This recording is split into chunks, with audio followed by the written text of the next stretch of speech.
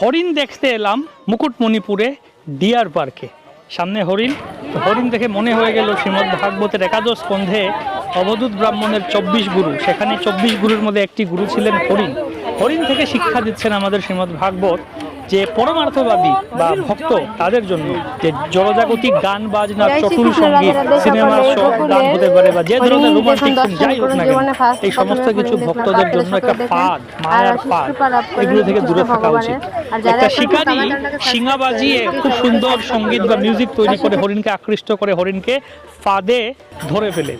একইভাবে মায়া জড়জাগতিক সিনেমার গান, বলিউডের গান, এই সমস্ত গান বাজনার মাধ্যমে আমাদেরকে আকৃষ্ট করে মায়ার ফাঁদে আটকে ফেলে। হরিণ থেকে শিক্ষা নেই, আমরা এই সমস্ত চটুল সঙ্গীত, কৃষ্ণ ভক্তি বহির্মুখ সঙ্গীত থেকে দূরে থাকি, ভজন গাই, কীর্তন গাই, ভগবানের কথা গুণকীর্তন করি। হরে কৃষ্ণ।